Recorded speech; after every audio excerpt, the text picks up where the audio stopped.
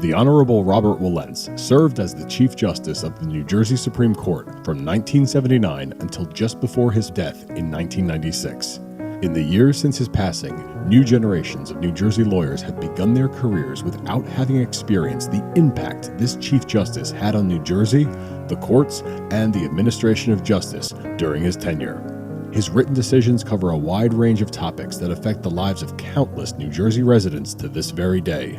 In an effort to provide future generations of New Jersey attorneys a measure of historical context in the development of our law, the following Garden State CLE is most respectfully dedicated to the memory of Chief Justice Robert Wilentz. Garden State CLE. Garden State CLE. Garden State CLE. Garden State CLE. Garden State CLE. Garden State CLE. Garden State CLE. Garden State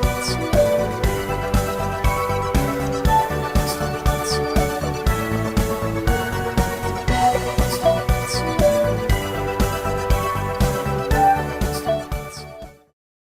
This is the seminar on the wit and wisdom of Chief Justice Wilentz.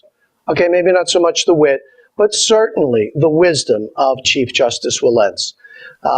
He was a very strong leader in our court, and his court pronounced many important decisions that affect us to this very day.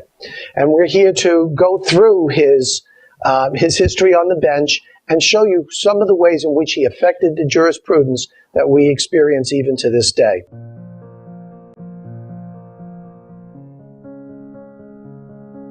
We are here to talk about the legal legacy that Chief Justice Robert Nathan Wilentz left in this state. But before we can talk about what his imprimatur was, it is important to remember who the man was, because much of what he was is reflected in his jurisprudence. He was a lifelong New Jersey resident. He was born February 12, 1927, in Perth Amboy, to David and Lena Wilentz. His father was the Attorney General of the state of New Jersey. As Attorney General, he personally prosecuted one of the most infamous cases in New Jersey history. That is the State versus Richard Bruno Hauptmann, the Lindbergh kidnapping and murder case.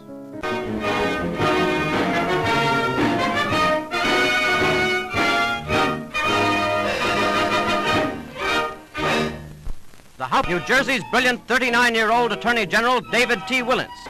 New Jersey has rested its case, convinced that it has clearly established that the defendant Hauptmann came to the state of New Jersey on the night of March the 1st, 1932, with the ladder which he built, placed that ladder against the wall of the Lindbergh home and went into the Lindbergh home and murdered the child.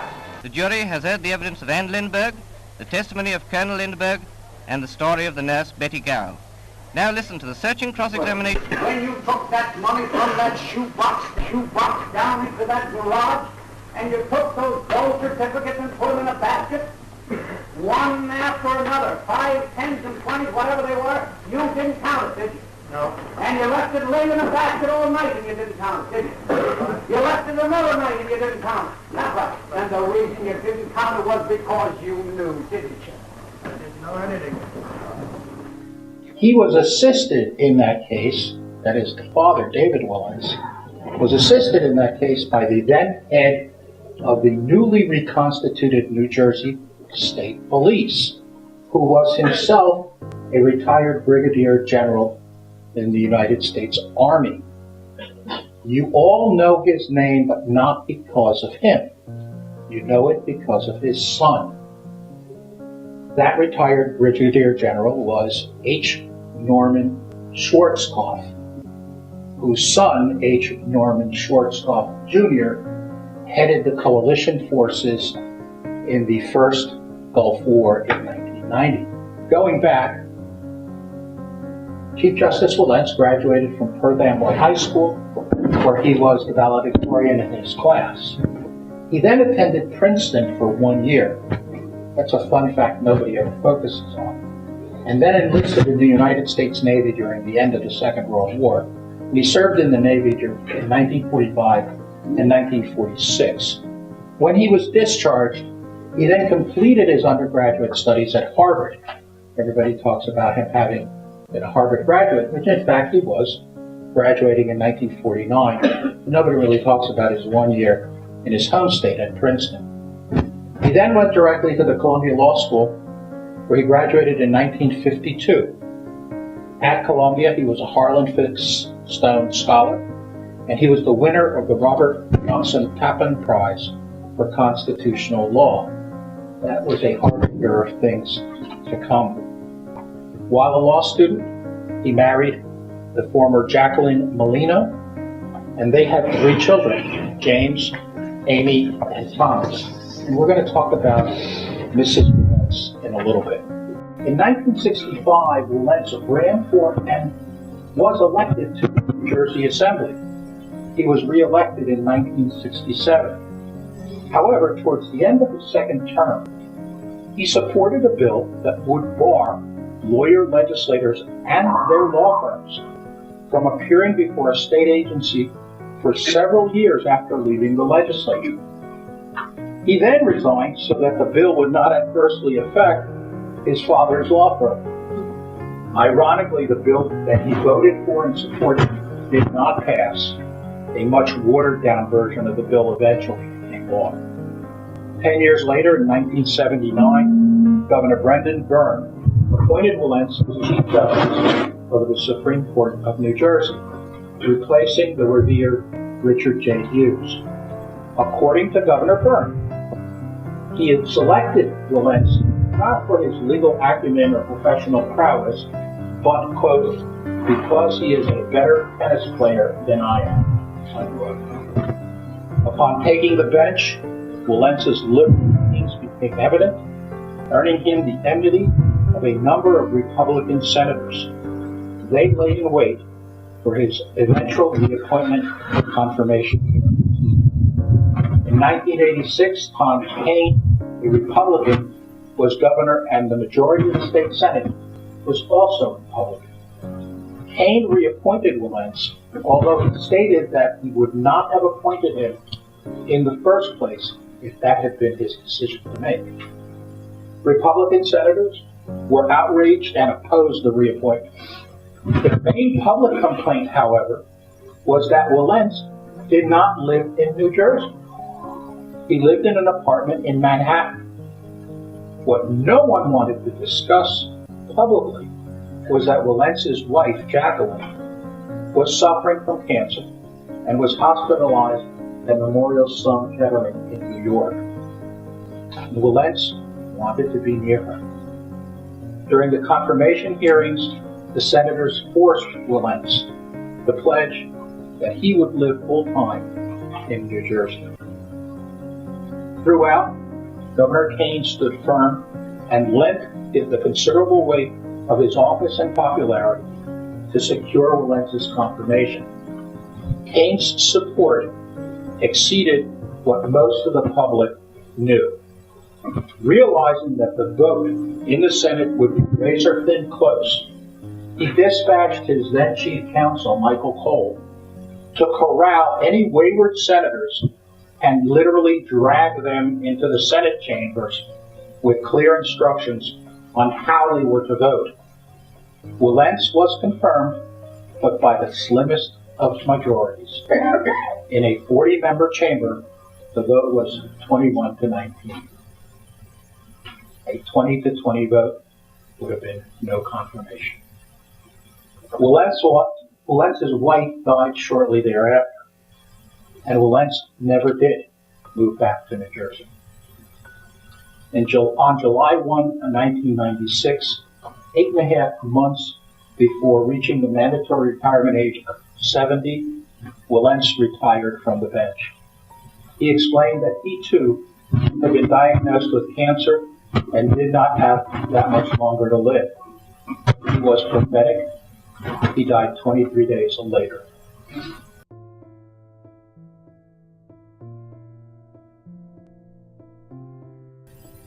He refused to allow the producers of the movie Bonfire of the Vanities to film the courtroom scenes at the Newark courthouse.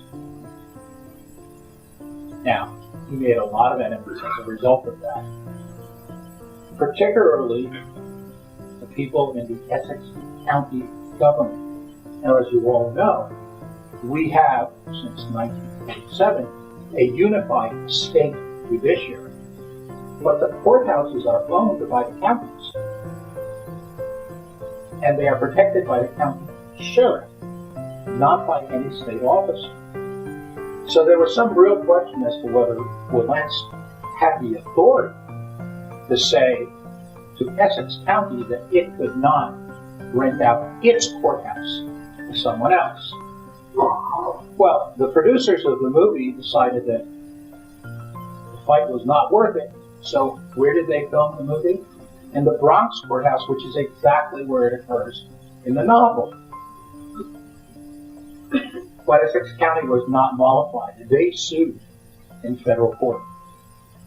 And several months later, Wilentz suffered the embarrassment of having a federal judge tell him that he had violated the county's First Amendment freedom of expression rights. Now, Chief Justice Wilentz served as Chief Justice of New Jersey for 17 years. And as you all know, the Chief Justice position is a separate position. Unlike other courts where people are either appointed or rise to the head position by virtue of seniority, the Chief Justice of New Jersey is much like the Chief Justice of the United States, separately appointed, separately confirmed. At 17 years, she has been the longest serving New Jersey Supreme Court Justice since the 1947 Constitution, Chief Justice. He will be lapped, as it were, by our current Chief Justice, Stuart Ratner, if he stays on the mandatory age of 70. Because if he does so, he will have served for 23 years. Chief Justice-elect Wilentz's legal legacy lies in the opinions that he authored, many of which still resonate today.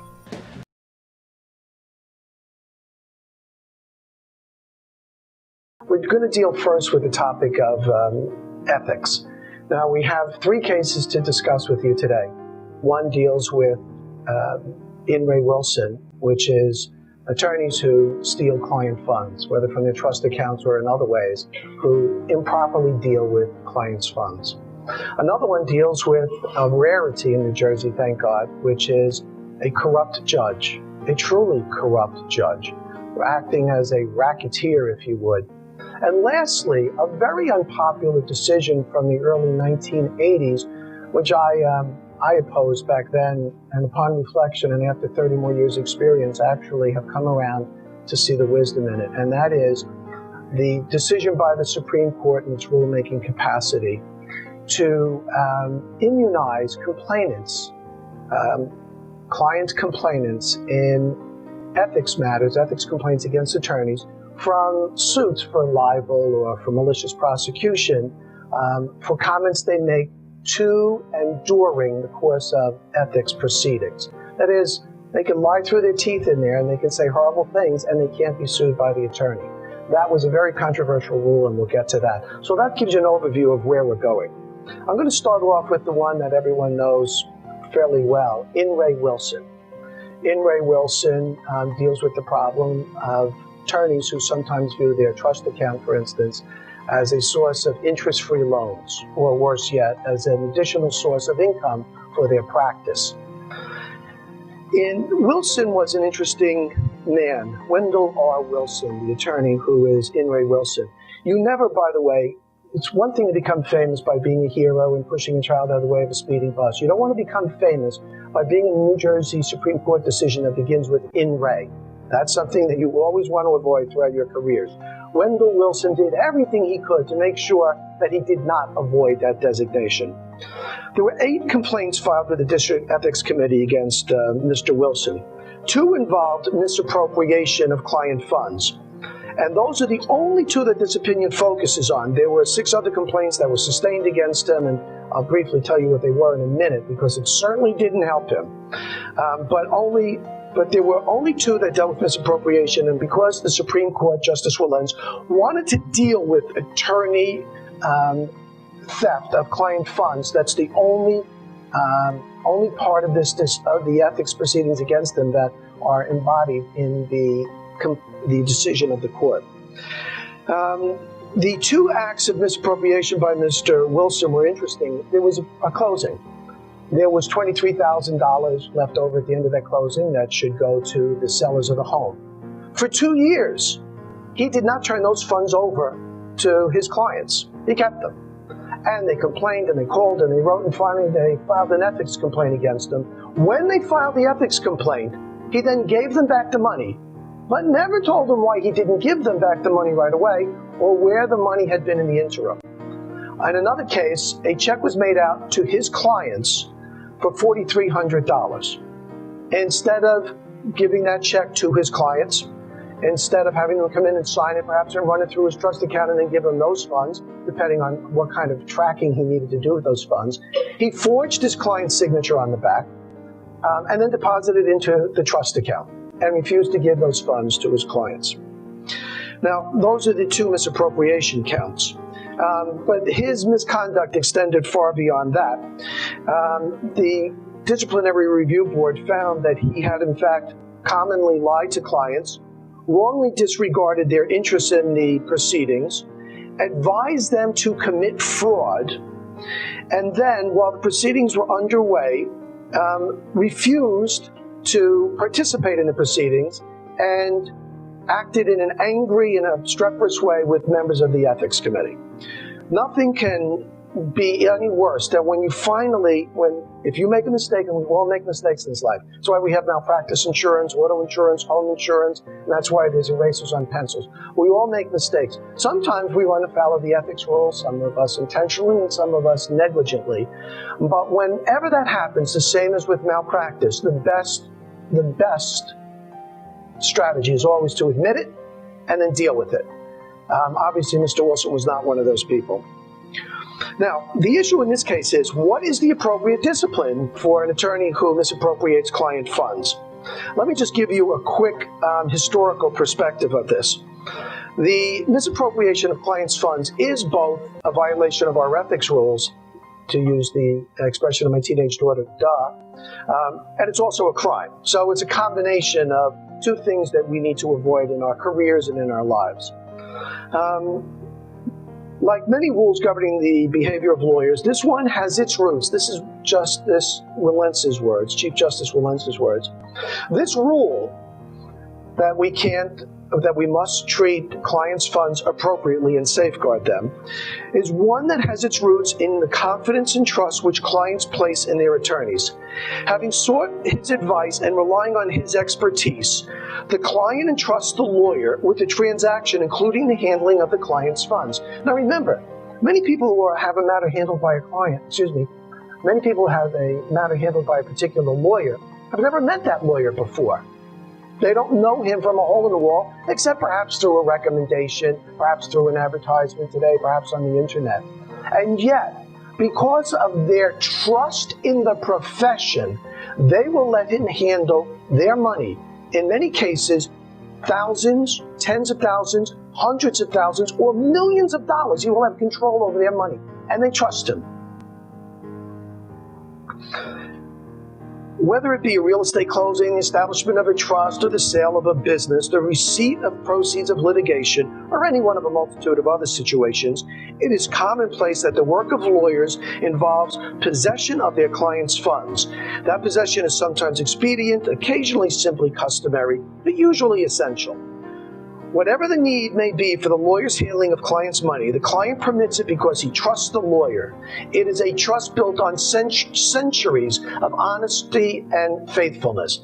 Sometimes it is reinforced by personal knowledge of the lawyer's integrity or the firm's reputation. The underlying faith, however, is in the legal profession, the bar as an institution. No other explanation can account for the client's customary willingness to entrust their funds to relative strangers, simply because they are lawyers. Abuse of this trust has always been recognized as particularly reprehensible. It is therefore important that we reemphasize that the principal reason for discipline is to preserve the confidence in the public in the integrity and the trustworthiness of lawyers in general. The reason for discipline is mentioned in some misappropriation cases and not in others. While it may only rarely have been stressed in the past, we are now inclined to view it as controlling in this case. And they talk about, Justice Wilentz goes on to talk about how anxious the members of the bar are to preserve this trust. Because you know when there's a headline about an attorney who has done something reprehensible, maybe sexually assaulted a client, maybe stolen some funds, that people tend to say, oh, those lawyers can't be trusted. You know, those lawyers, this. We all get painted with that same brush. So we, as a bar, have our own personal interests at stake when someone else misappropriates clients' funds. The public is entitled not as a matter of satisfying an unjustifiable expectation, but as a simple matter of maintaining confidence to know that that lawyer who misappropriated the funds will never again be a lawyer. That the moral quality of other forms of misbehavior by lawyers may be no less reprehensible than misappropriation is beyond the point. These often occur in a complex factual setting where the applicability and the meaning of ethical standards is uncertain to the bench and bar, and especially in the public, which may not even recognize the wrong. There is nothing clearer to the public, however, than stealing a client's money, and nothing worse. Nor is there anything that affects public confidence much more than the offense itself, than this court's treatment of such offenses. Arguments for lenient discipline overlook this effect as well as the overriding importance of maintaining that confidence. Now, here's what you don't know. Despite this strong condemnation, results in misappropriation disciplinary cases have varied because of circumstances in the past which the court has regarded as mitigating. That is, up until In re Wilson, this was treated, while it's a reprehensible act, almost certainly always having resulted in disbarment. It is clear that sometimes people were given 6-month suspensions and 3-year suspensions, and that was some of the results in the past. The economic and emotional pressures on the attorney which caused or explained the misdeed, his subsequent compliance with trust account requirements, his candor and cooperation with ethics authorities, his contrition, and most of all, restitution. And the presence of all of these has occasionally resulted in a suspension. When they talk about restitution, they talk about when you have stolen client funds, and I don't mean you in particular, but when some attorneys steal clients' funds. The restitution was viewed by the court as an honesty of compulsion. That is, you turned honestly all of a sudden because you got caught. You turned honest all of a sudden and gave restitution because you wanted to continue to practice law, you wanted your license. It wasn't necessarily indicative of penitence or reformation. Practically every lawyer who is a lawyer wants to remain a lawyer. A thoroughly bad man may make restitution, if he can do so financially, while a thoroughly good man who has made a mistake may not be able to make restitution because of financial reasons. Restitution may compensate an individual complainant for the financial loss suffered. Conceivably, it may partially restore the shattered faith of a particular client. It does not, however, significantly retard the subtle but progressive erosion of public confidence in the integrity of the bench and the bar. They talk also about Justice Wilentz talks about the age of the attorney. Frequently, the argument is made he was young, he was inexperienced, he wasn't certain what his obligations were. The inexperience, or conversely, the prior outstanding career of the lawyer, often considered a mitigating factor in disciplinary matters, seems less important to us where misappropriation is involved. The confidence is so important that mitigating factors will rarely override the requirement of disbarment. The offense against common honesty should be clear even to the youngest, and to distinguished practitioners, its grievousness should be even clearer. In summary, maintenance of public confidence in this court and in the bar as a whole requires the strictest discipline in misappropriation cases. It is clear from all of this that this respondent is unfit to be a lawyer. In this case, respondent knowingly used his client's money as if it were his own. We hold that disbarment is the only appropriate discipline. We also use this occasion to state that generally, all such cases shall result in disbarment. We see no significant exceptions to this rule and expect this rule to be almost invariable. Remember, the court can always vary from precedent. This rule, however, almost seems to be foundational. It's gone beyond a rule of a case and is morphed into a principle of this court and a lesson for all of us in this bar.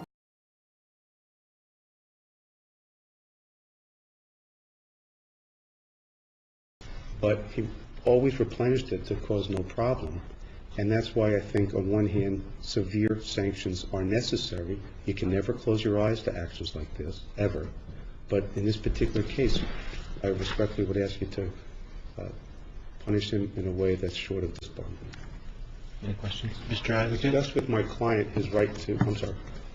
Sorry. Yes, Are you done with your preliminary statement? Yes, sir, unless you have questions, of course. Your client admits that he misappropriated monies out of his trust account? Yes, misappropriated is our word, but yes. Okay, and he also admits that he did so knowingly? You might want to look at your client as your client shaking his head no. No, I know that, but he and I both feel that way, but I wanted to answer in a legally significant way. And The only reason of the before- Wilson doctrine is he Yeah, answered the that's why I'm asking. Yeah. Because if it's knowing misappropriation, our hands are tied. I absolutely understand. That's why I'm asking. Now, the second matter that I'm going to discuss with you is a hearing, a very interesting and somewhat unique hearing that the Supreme Court had held in 1984 to discuss a rule change. The rule change was this. Up until 1984, there was a statute that since 1956 had said specifically, it was addressed to attorneys. Attorneys had the right to sue clients who file false or malicious ethics complaints against them. The New Jersey Supreme Court, in its rulemaking capacity, wanted to, and it's, of course, its constitutional obligation to oversee the legal profession, both the bench and the bar, wanted to change that, vary from that statute, and wanted to prohibit lawyers from suing their clients for having filed ethics complaints against them by, as I said, perhaps libel, perhaps malicious prosecution lawsuits. They created a commission back in 1981 and put retired Justice Mark Sullivan as the head of that commission to review all of the rule changes, including this one. And of course, this caught the attention of the bar. And the interesting thing is, after all of the discussions that this very highbrow and high-level and blue ribbon panel had over the year, it came down to the fact that the committee was equally divided on the merits of that rule change. Half of them opposed the rule change and said lawyers should continue to be able to sue their clients if they can allege successfully that they were maligned and they were liable, and that there had been and that the allegations had been spurious and ruined their reputation. The other half said, no, we need to have such a rule because we need to stop deterring people who may want to come forward and complain about lawyers who are violating the ethics rules.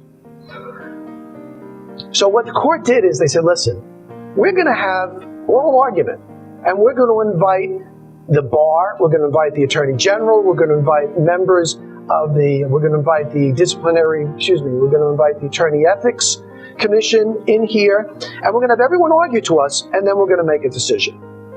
And that's how they did that. Let's get this out in the open, because every member of the bar at that time was up in arms over this. They did not want to lose that right to go after clients who they felt had wronged them. So they held open argument in court in 1984. The various parties argued their positions.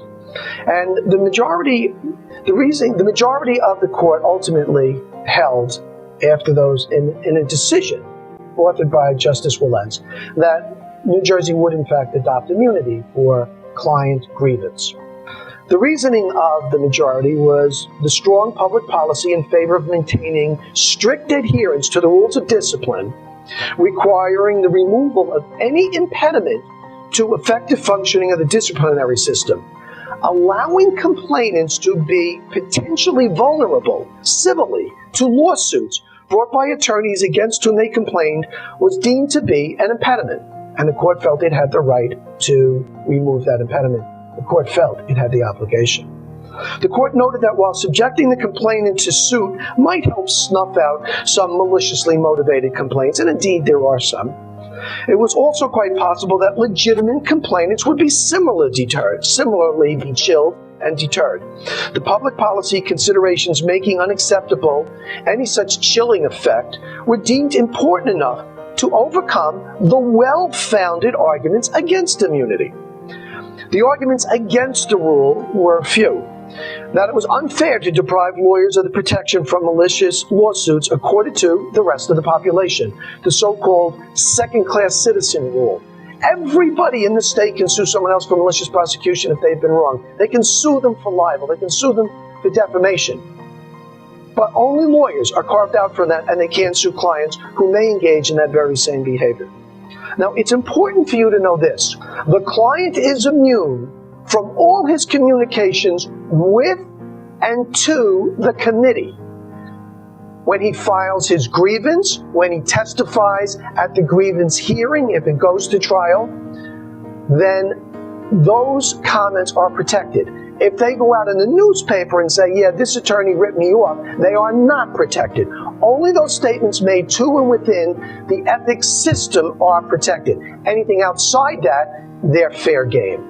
And that protects the lawyers because invariably, most of these complaints, especially if they're ill-founded, and I've served on the ethics committee, I can tell you we root out, as members of the bar, we know what is real and what's not real. We all have real-world experience.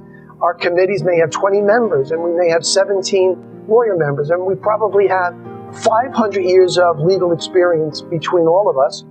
And we get a feeling for what's real and what's not real when clients are just complaining because they got a bad result, as opposed to the fact that the procedure was somehow ethically flawed. So, for the vast majority, and the court notes the vast majority of these complaints are weeded out early on, and they're confidential and no one hears about them. If, however, the panel finds essentially probable cause, if you want to analogize it to the criminal justice system, if there is probable cause to believe there may have been an ethics violation, then in fact it goes forward, and then that complaint can become a public record. Now, the second argument against the rule being adopted was the potential harm to the attorney's reputation and career from such groundless complaints. That the very high threshold that an attorney must have to clear in order to maintain a malicious prosecution suit, the argument was that affords these complainants enough protection. I mean, the malicious prosecution suit is extremely difficult to prove because the requirements are indeed very high. And that should eliminate any apprehension on the part of the system that complainants would be afraid to come forward, knowing that it would be difficult to successfully sue them. And lastly, that the immunization of complainants will encourage the public to abuse attorney grievance procedures. Now, there had been a case in New Jersey, Supreme Court case in '55, that said just this: we're granting immunity to complainants in ethics matters. '56, the legislature, composed, I'm sure, primarily of lawyers, passed a statute that said differently. They reversed Toft, T-O-F-T was the case. They reversed it, and in the statute says, no, lawyers have this right. The truth is, of course, as Wilentz wrote, is that neither the majority nor the minority has any significant hard facts to back up the conclusion that the potential for such suits is in fact chilling complainants who would otherwise act, or is in fact having any such effect. In any event, the matter is too important, the policy considerations involved too obvious and too conflicting to allow a determination to be based on some theory which the majority has the burden to prove the factual need for such a rule, while the minority has the burden of proving the absence of such a rule, of an adverse effect. There is simply a gap in knowledge with which both sides have to contend. So the chilling effect, while good in theory, wasn't good enough to either support or oppose this rule. Second-class citizens, the court Remember, the court ultimately upheld this rule and passed this rule, and it's the rule which is still in effect today. The argument that makes lawyers second-class citizens or the only people that can sue, the court recognized the persuasiveness of the contention that lawyers are to some extent made second-class citizens by virtue of such a rule. It said, it's true, you are. We're carving you out and we're treating you unfairly. Okay, let's move on. Let's see what the rest of the considerations are. Reputation. And this is what all of us are worried about. What is it? Was it Benjamin Franklin who said, "He who steals my purse steals little. He who steals my reputation steals everything"? And all of us live, and we make a living on our reputation. We also, however, go to sleep at night knowing that we're regarded as being ethical and honest. We may not be geniuses, and we may not be charismatic, but we are ethical and honest, and we're regarded as that. And that is a very important fact in our own mental well-being. When someone makes these allegations, you know that problem. People tend to believe the allegations, and when the allegations are proven to be false, still a sizable minority of people say, wow, it was just some sort of technicality they got off on. How many times I've represented clients and people talk about the technicality that my client got off on. Sure, maybe it might have been a suppression motion or a Miranda hearing, but it also might have been lack of proof beyond a reasonable doubt, and it might actually be actual innocence. It doesn't matter what the reason is. People always want to believe the worst, and that's what lawyers fear. With respect to the chilling effect, there's likely, the court ruled, very little damage in the form of blemished reputations that will be suffered by attorneys. In the overwhelming proportion of cases, the matters are weeded out early. We are, of course, concerned with the plight that attorneys sometimes experience in these matters. The real damage to the attorney is anxiety and insult. And that's the truth. When you have an ethics complaint filed against you, there's anxiety. If you have a malpractice complaint filed against you, there's anxiety. And there's also insult if it's ungrounded, but it has to make its way through the system. However, the apparent rarity by which attorneys have chosen to sue clients in the past, even when they could, suggests that insult is slight, or at least not great enough to warrant going through the process of suing them. Intimidation, they said yes, there's intimidation. The need for public confidence in the integrity of that system is just too important to intimidate potential clients coming forward and bringing to the attention of the rest of the bar that one of their members may in fact be giving all of them a bad reputation because of his or her unethical conduct. They also looked at the fact that 17 other states had adopted such a rule. In Great Britain, it's always been the law. If you come in on an ethics complaint against a barrister or a solicitor, you are protected for everything you say within the jurisprudence system. And of course, there is the matter of constitutionality, because here, the Supreme Court, by virtue of its rulemaking power, was going to overrule, or at least contravene, a statute. Now, the Supreme Court went on to say, we ordinarily do our very best to harmonize our constitutional powers with the apparently conflicting will of the legislature. Now listen to Wilentz talking about, remember, the Constitution of the state of New Jersey gives to the courts they're the only entity which has the power to maintain the confidence of the public in the bench and the bar and to discipline attorneys and judges.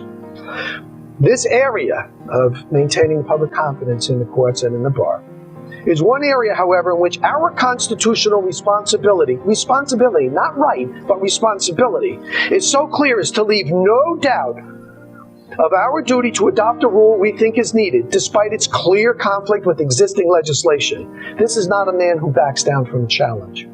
This court simply cannot, in the least, abdicate its responsibility to exercise exclusive power over the disciplining of attorneys.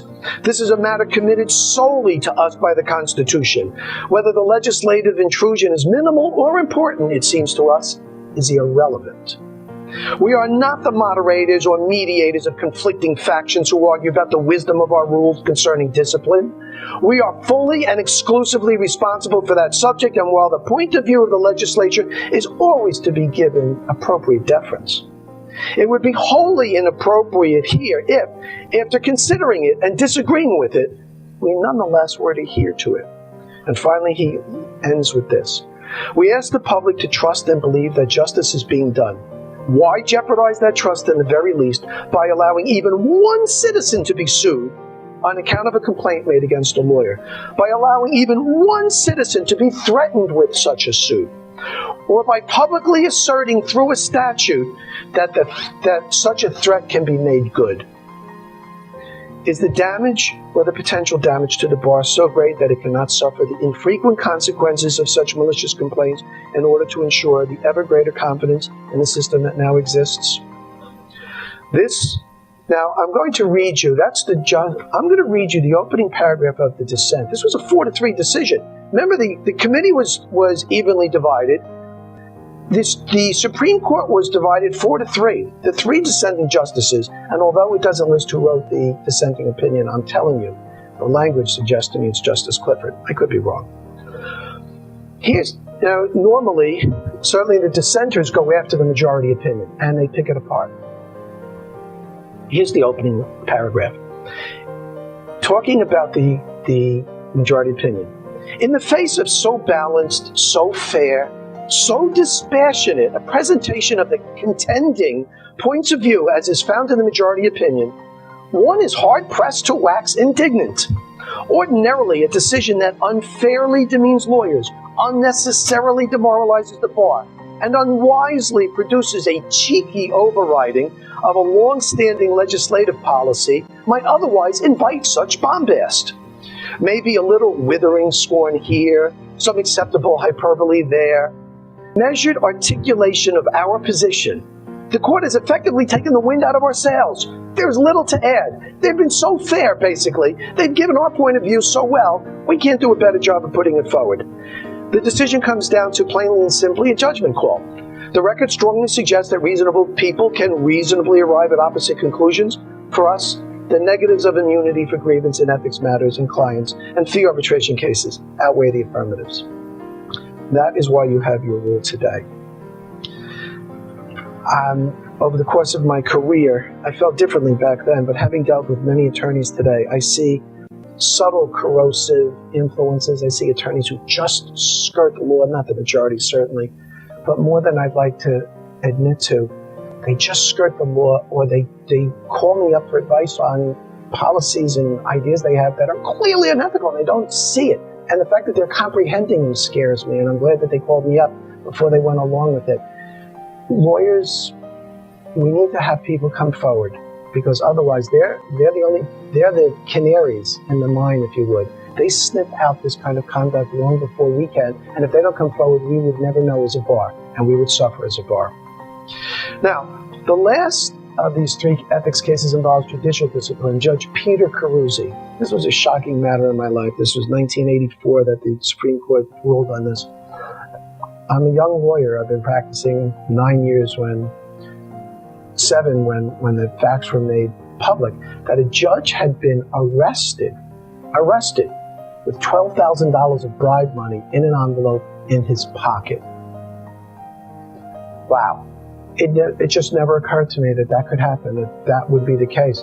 You hear stories about Chicago and some about Tammany Hall, but New Jersey justice, only one, since we started our ethics, formalizing our ethics complaints since 1947, only one other judge had ever been charged with a criminal offense. Only one other judge. So this was shocking to me. I need to let you know what this judge did. In 1981, Judge Caruzzi sentenced Mr. Pacelli to a 5-year jail term, and shortly thereafter, the Judge Caruzzi informed Mr. Caggiano, a lawyer, a member of the bar, that privately, he said, upon reconsideration, Pacelli could get a suspended sentence and be released from jail for a price. This was the judge initiating the conversation, not the lawyer on behalf of his client, the judge initiating this conversation with a member of the bar. They negotiated a sum, and it was $10,000. The lawyer got to keep $3,000, the judge got to keep $7,000. The judge convinced the assistant prosecutor, who did not know, of course, of the bribe, that it was fair for this man to get a suspended sentence, and that, in fact, the assistant prosecutor went along with that recommendation, with the judge having not coerced, but sort of persuaded him to that point of view. And a second matter, William Kaiser had been indicted for the theft of $34,000 that was found in the trunk of his car. When he appeared before Judge Caruzzi, the judge asked Caggiano again to see what arrangements could be made regarding the matter, and to leave the judge's name out of those discussions when he spoke with the attorney for the Mr.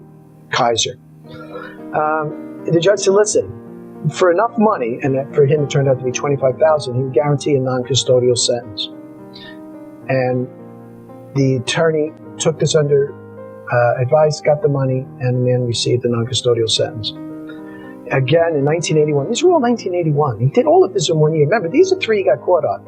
We don't know how many others there might have been. It'd be hard to believe that he got caught on the only ones that he ever did. He again responded, he again was the trial judge in a matter involving Mr. Morselli. Mr. Morselli could get a suspended sentence, the judge said, for $20,000. However, Mr. Caggiano apparently had been in some trouble himself, the lawyer that was the go-between in all these cases, and he, perhaps to work off whatever offense that he was caught for, he was, and maybe it was this offense, the decision doesn't say, he decided to turn state's witness. So he rode with the judge in a car. They discussed the case. They discussed the amount of the bribe. They discussed what the judge promised to do. And all of that was caught on tape. When the car parked, there were the state police waiting for him. They'd been listening. It wasn't just a body mic that recorded. It was a body mic that recorded and broadcast. They arrested the judge as he came out. Frisked him. There was an envelope in his pocket with $12,000 cash. Judge was convicted of 4 counts of bribery.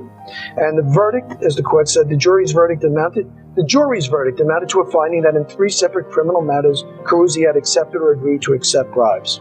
The indictment and the testimony show that the conviction in this case constituted a factual finding beyond a reasonable doubt that the judge solicited bribes, and in 2 of these cases actually got them.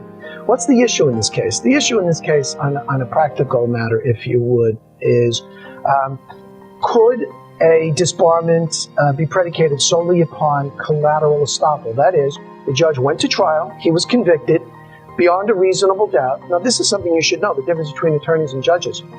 In an ethics matter involving an attorney, the standard is clear and convincing evidence. That's a high standard. And I have to tell you, if I had my choice in a criminal trial, I would ask a jury to be charged with that standard, because when you hear the words, I think it sounds even more powerful than beyond a reasonable doubt. But in our system, our standard of justice, that's 1 peg below beyond a reasonable doubt. To remove a judge, they have to prove that beyond a reasonable doubt. In this case, the hearing against the judge was held before a 3-judge panel, as provided for in the statute about judicial removal. And the trial basically consisted of a witness taking the stand, being shown the judgment of conviction. Is this the judgment of conviction? Was it against Judge Carusi? What was he convicted of? Taking bribes while he was in office related to his official capacity. Thank you very much. End of hearing. That was it. They said, jury has already decided on this beyond a reasonable doubt. Judge Carusi argued that he was entitled to a full trial, he was entitled to a plenary hearing, and the court thought about it and they said, I would go into some of the language here and it's colorful, but basically they said, look, we don't need to reinvent the wheel.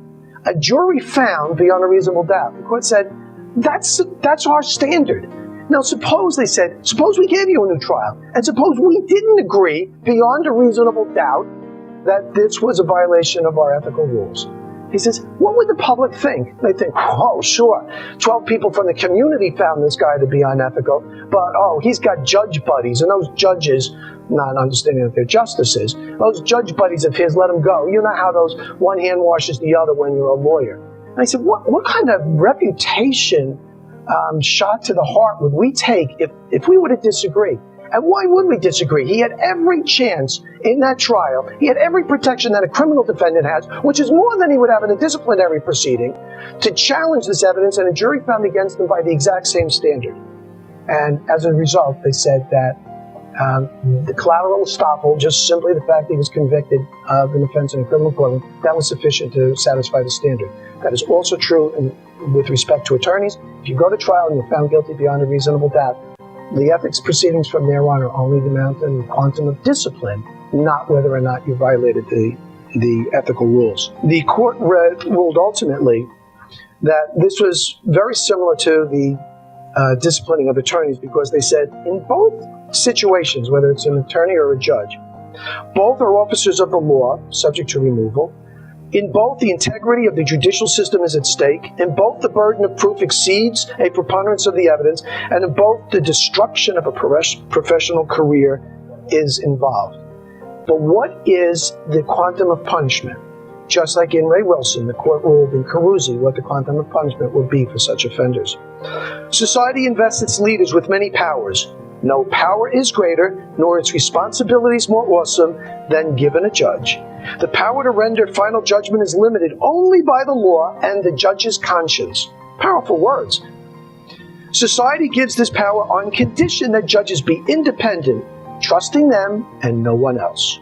Respondent sold this power. He sold his judgments. He sold his independence. He not only betrayed his trust, he betrayed New Jersey's tradition of judicial honesty. We hold that a judge who accepts a bribe must be removed from office. There can be no exceptions whatsoever. One might argue that there might conceivably be some bribery case somewhere with mitigating circumstances sufficient to justify discipline other than removal. That case will have to be argued elsewhere. In New Jersey, nothing other than removal will do, no matter what the circumstances. So if you're going to take client funds or take a bribe while you're on the bench, the discipline is clear.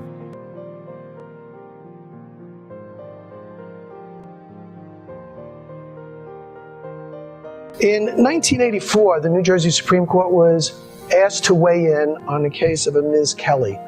Ms. Kelly had stabbed her boyfriend to death with a pair of scissors, and her justification for doing so was that she was acting in self-defense. Now, the facts of the case below were a little bit interesting and sharply divided. There had been an altercation on the street. Ms. Kelly had been with her daughter. She lived with the defendant, she lived with the victim. And she'd been with the daughter, and there was an altercation between Ms. Kelly and her boyfriend, and he choked her, he put her on the ground and choked her, he punched her, and treated her very rudely. In the past, Ms. Kelly had been beaten, punched, thrown against the wall, thrown on the floor, threatened with having her limbs cut off, threatened if she left him, he would track her down and kill her. There was every form of assault upon this woman, according to her version of the events. And this day on the street, when he beat and he punched her and he choked her and then walked away, she says that as he came back to her, she reached into her pocketbook and took out a pair of scissors to defend herself. And when he came upon her, she stabbed him with the scissors, and he died. There was another version of the events, slightly different, in which everyone admits that he did engage in this physical assault upon her, but that she got up, she immediately went for her scissors, passed standers by, grabbed her to keep her from going back because she kept saying, "I'm going to kill the bastard." She broke loose from him, ran over and stabbed him, and he died. Huge difference in the facts. Nonetheless, her allegation at trial was her version, and that was self-defense. The question was this: the trial court had precluded the defendant from introducing psychological testimony that she was a battered woman, a theory that was evolving in psychological fields over the prior decade. That is, that she had been victimized by him so often that her perception of reality had changed. And that she saw things differently than others might because she felt trapped in a relationship where she was being beaten and abused and she couldn't do anything about it. Now, there were many reasons among those who opposed the concept of battered woman syndrome. And the three primary ones were this. One, that, hey, they were beaten, but they deserved it. They provoked it. These were women that provoked the men, and he was just reacting normally. That's one. Another was that that women had the right to leave. If they chose not to leave, well, thank you very much, Mr. Justice, that if they chose not to leave, they can't avail themselves of self-defense because they have a way to get out of the relationship. You just get out. And the third one, of course, which just makes perfect sense, is that they provoked these beatings because they were masochists and they enjoyed being beaten. That was the general interpretation of the majority of society back in those days. I don't know so much about the masochist part, but that And I'm not so much sure about the provoking part, but certainly the big question in everyone's mind back then was, why don't they just get up and leave? It may be difficult, but get out. Get out. Before you kill somebody, get out. And the psychological testimony below will show that they're psychologically trapped, that studies show that these women have nowhere else to go. Society doesn't accept the fact that marital strife should be made public, that you should leave your husband just because things aren't working out, even if that means getting choked and punched and sexually assaulted and verbally harassed.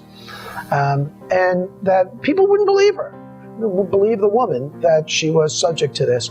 And she just did not, most women did not have the financial ability to leave a marriage, get out, set up their own household. So for all these reasons, women felt trapped. The court below said, nah, I'm not going to allow that testimony. And to be fair, that was in keeping with New Jersey jurisprudence up to that point. But this went up to the Supreme Court. And the appellate division affirmed the conviction. And the Supreme Court, with Justice Wilentz, said, look, you have to allow the psychological testimony. And it talked about the fact that just 3 years earlier, New Jersey had legislatively recognized that domestic violence was a thing. It existed. There was domestic violence. We passed the Prevention of Domestic Violence Act in 1981, 3 years prior to this decision. That kind of started moving the mountain a little bit. We began to look at this as being an actual syndrome. We looked at this as being an actual event. And society was changing and morphing. However, the majority of jurors did not have the sophistication to understand why someone would kill someone rather than just leave the relationship before it came to that point. And the court ruled, Justice Wilentz ruled, that because the reasoning, which runs contrary to human experience and common sense, that if you could walk out the door and walk away from an altercation, you should do that rather than reacting with violence, including the killing of the other person, that you weren't able to avail yourself of self-defense. You had the right to get out, and you had the means to get out. And Justice Wilentz said, look, it just runs contrary to common sense. Therefore, this whole situation about the battered women syndrome and what women think is such that you need an expert to testify to educate you as to what's really happening. It's because the subject is beyond, quote, the ken of the average juror, the ability of the average juror to understand. And as such, Justice Wilentz changed jurisprudence in New Jersey. Battered women syndrome was in fact recognized by the Supreme Court as a valid defense, of course subject in each case to, expert testimony, and a jury could reach whatever conclusion they want, but at least the means were there to educate the jury as to what the issues were, to give the defendant in those battered women syndrome cases, 83% of which are wives or girlfriends, a chance to defend on fair grounds of self-defense.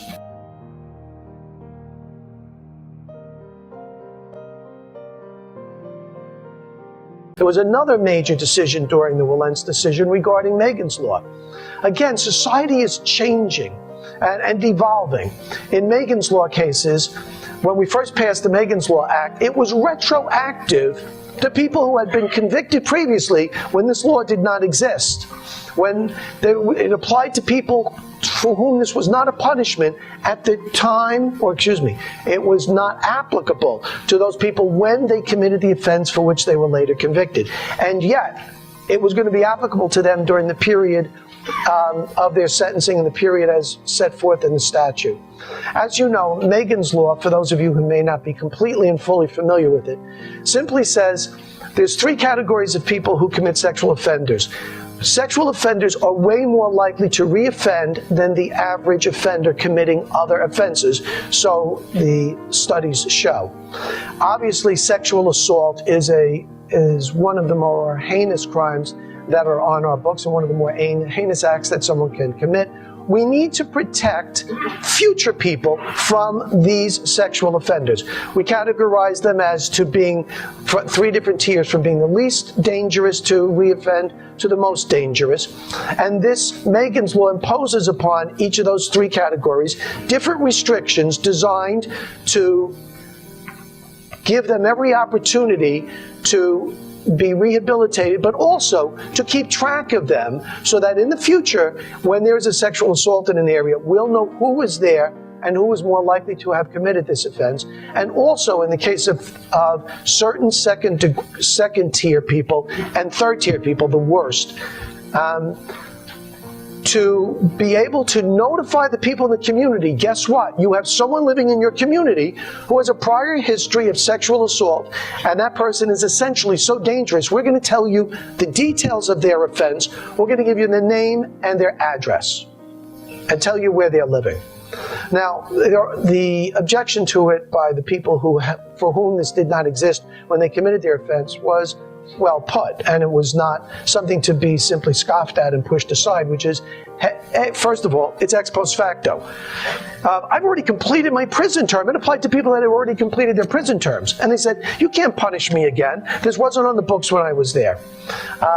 And the court had to deal first with the issue because ex post facto is a constitutional prohibition against punishing people with punishments that didn't exist when they committed the crime. That's not fair. And the court had to determine whether or not it was punishment. And it said essentially this. It said, look, this is a system to rehabilitate people and to remediate potential future harm to others. It's not punishment. And we have to, in order to accomplish this remedial goal, we have to put restrictions on people. Every restriction in your life to some degree punishes you and deters you from the conduct that it's designed to deter.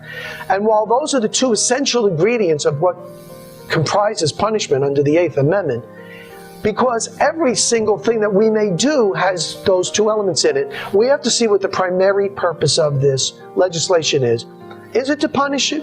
Is it to deter, or is it to allow people to know who they're dealing with and to put police on notice of where the most dangerous people may be? And they found it was remedial legislation. It wasn't intended to punish. The ex post facto didn't apply. Other arguments regarding equal protection, that is, people who were they were being distinguished among their group from people who had this same law applied to them after they committed the offense, as opposed to those which before. The court found all of the other arguments unavailing, and Megan's Law is an important part of our social fabric because there is great amount of, much more than you would know. Unless you're in the business, you would be shocked at the amount of child sexual abuse that occurs. Most of it goes unreported. Families are embarrassed. They don't want to break it up. Oftentimes it's grandpa or an uncle. Most of the time I've found it's the boyfriend or the step-parent. That's been my experience. But there are people who are just predators. I've represented them, and I know that the second they're released, they're going to go and find other victims. They can't be helped. They are obsessive compulsive. They cannot be stopped. No, there is nothing in our psychology today that enables us to treat that effectively. We don't have drugs that are effectively treated. And these people are dangerous, and they need to be stopped. And this legislation at least points them out and lets people in the area know this is who they are, this is where they live, and this is what they did. You make your own decisions. That was Doe versus Poritz.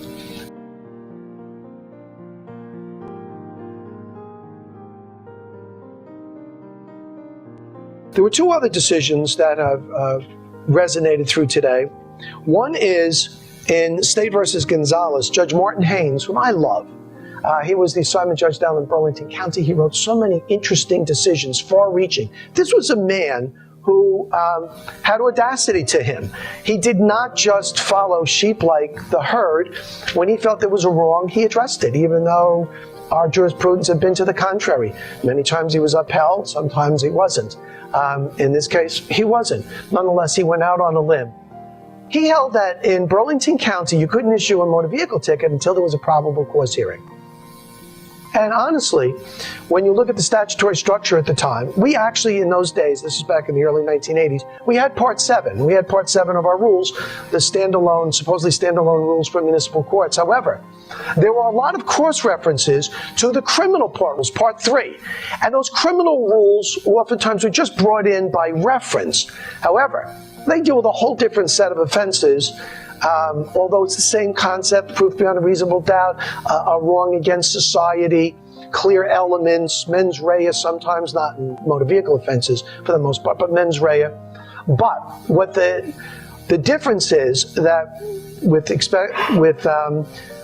with motor vehicle offenses is that they're different in terms of the type of punishment that is meted out and the frequency. In the year in which Judge Haynes wrote his decision, there had been 3.5 million motor vehicle tickets written out that year. Half of them were for parking violations, parking meter violations.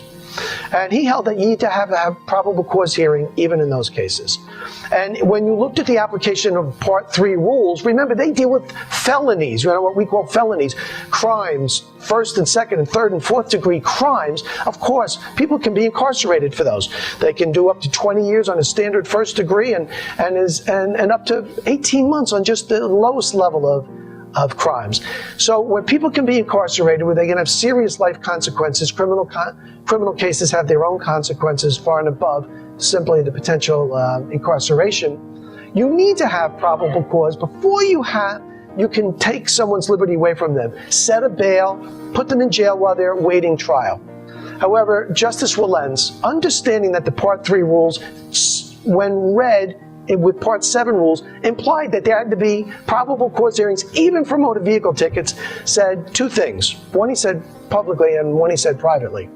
Publicly, he said, look, there's just not enough punishment at stake here. There's just not enough liberty at stake here. Most motor vehicle offenses are simply, other than DWI, he understood, and driving on the revoked list perhaps, most of them just involve payment of fines and a suspension of your license. And while those are somewhat substantial penalties, and you can go to jail on a DWI, those are few and far between, but still, the system has to be practical, not just principled. And in these cases, the burden on society is to have a probable cause hearing is not justified by the benefits, because what judge is going to say, I'm not really sure that you meant that car was parked and the meter was expired. I mean, we would have to revamp our entire system and reallocate resources where they don't belong. So the Justice Wilentz went down the path of practicality. On a private note, he said, listen, privately he said, we need to get the committees at work here. We can't just we can't have constant references to Part 3 rules in Part 7 rules. I want Part 7 to stand alone, completely alone. Another commission was brought together. All of Part 7 rules were revamped, and whatever references that existed in Part 3, that language was brought in and modified as appropriate in municipal courts. And now, Part 7 rules that govern the municipal courts don't make outside reference to any of the other sections. They apply only to the particular non-indictable kinds of offenses that we handle in municipal courts with their own particular needs and their own particular punishments. We also have State versus Heitzman, in which Justice Wilentz was the sole dissent. Now, I don't know how common it is that the 6 associate members of the court pen the majority opinion, and the sole dissenter is the Chief Justice. There must be some pressure by the Chief Justice in those situations to get the other to bend to his will. Would that be true, Justice Rivera-Soto? I don't know that it's bent to his will, although if there was someone who would do that, it would have been Wilentz. It is more a function of the dynamics in the conference room. You need to understand how it works. Unlike the appellate division, where not only are the cases discussed, but actually drafts of opinions are circulated before argument. I don't know if you knew that, but most of the time that case is decided before you argue it. In the Supreme Court, there is no discussion of the case before argument. There is no discussion of the case after argument until the following conference. Arguments are Mondays and Tuesdays. The case is then conferenced the following Tuesday. The idea being is that each justice should get to a decision on his or her own accord, and should not be colored by the views of others. Now, of course, during argument, just by nature of the questions, oftentimes you can tell sort of in which way one of the justices is leaning or what area is causing that justice concerned. But the actual discussion within the court is not held until a week after the arguments. It is done in a very stylized way. The Chief Justice will pick a justice and say, please recite the case. And that justice has to tell what the case is about, its factual and procedural history, and then say how he or she would decide it and why. And then it proceeds on seniority. So if he happens to pick the most junior justice, then the next person to speak will be the most senior justice. But if it's somebody in the middle, then it just goes down until you get to the most junior justice and works its way back up. And the Chief Justice always speaks last. Not for any reason, I think, other than politeness, because the Chief Justice's vote is no more weightier than anybody else's. It's a 1/7 vote when the court is at full strength. The only authority that the Chief Justice has, other than the administrative, running the thing along, is that if the Chief Justice is in the majority, then the Chief Justice assigns the writing of the opinion. If the Chief Justice is not in the majority, then the senior justice in the majority assigns the writing of the opinion. If the Chief Justice is in the dissent, then the Chief Justice will assign the writing of the dissent.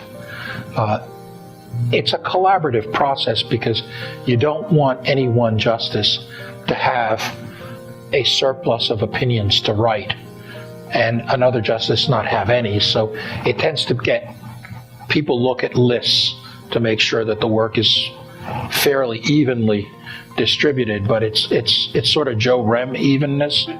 It's not mathematical evenness. But the Chief Justice's views, again, are no more weighty than anybody else's. What is at play, however, is the dynamic within the room to try to achieve unanimity. I went to a Quaker college, and the Quakers operate by consensus. And consensus has a meaning very different from that which it has in the vernacular.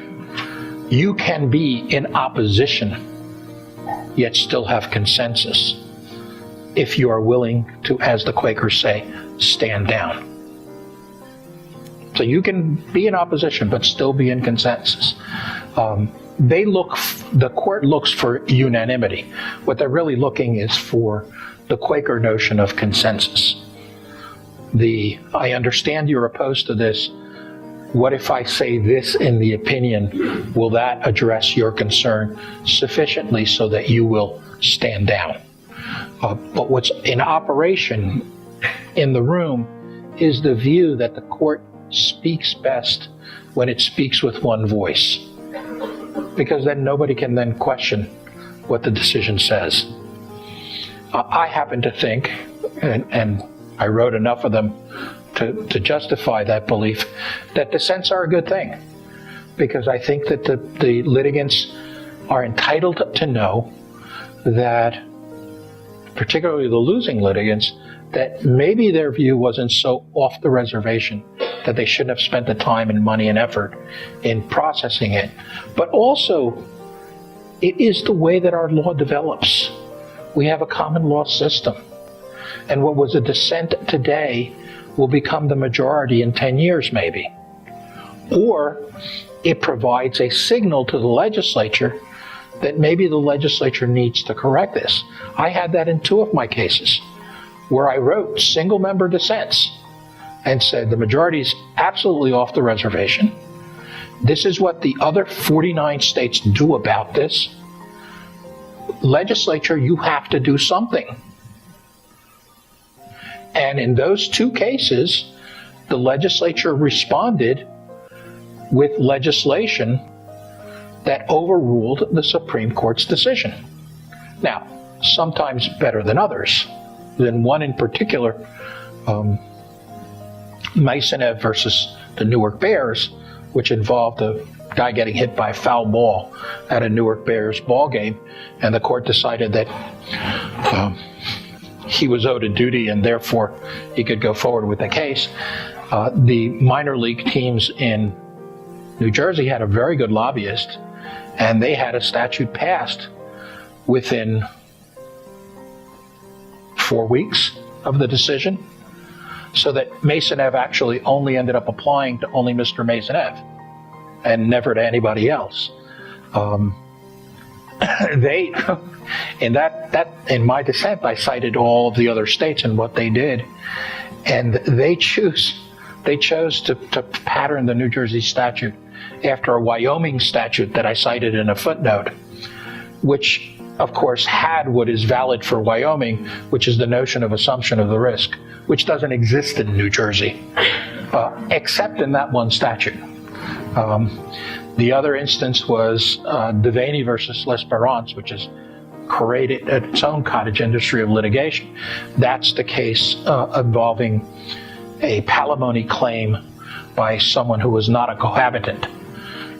And up until that point, cohabitation was required in order to prove a palimony claim. And in Devaney versus L'Espérance, the court decided that no, you really didn't need cohabitation. I dissented, and one of the points that I made was that even in California, the birthplace of this cause of action, you had to have cohabitation. And I did, again, another 50-state survey that showed what the law was, and in a footnote I referred to 2 states that have it in their statute of frauds that a palimony claim has to be in writing, or else it will not be enforced. What nobody realized at the time was that the chairman of the Judiciary Committee in the Senate was going through a fairly acrimonious divorce. And he had a girlfriend. And he did not want to have a palimony claim. So he very quietly picked one of those statute of frauds cases, statutes, and it is now the law in New Jersey. And of course, since then, they've been arguing, does it apply to palimony claims before or after? Or it'll never see the end of it.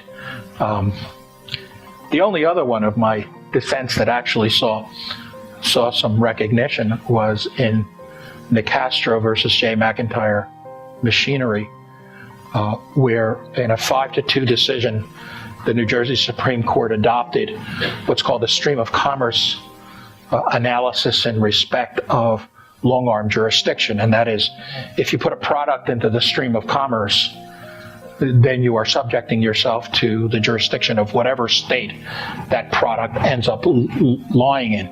A notion that has never received unanimous opinion anywhere, or even a majority opinion anywhere. It is contained in Justice O'Connor's concurrence qua plurality opinion in a case called Asai. Justice Hones and I were in the dissent, and so I suggested, as I was the senior justice in the dissent, that Justice Hones should write the serious scholarly dissent, and I would throw some bombs. And I wrote a 2-page dissent that basically said, a United States Supreme Court, this is your rule on cases that you take on certiorari. And I quoted it to them. And I said, you need to take this case and you need to reverse it. Literally 3 paragraphs long.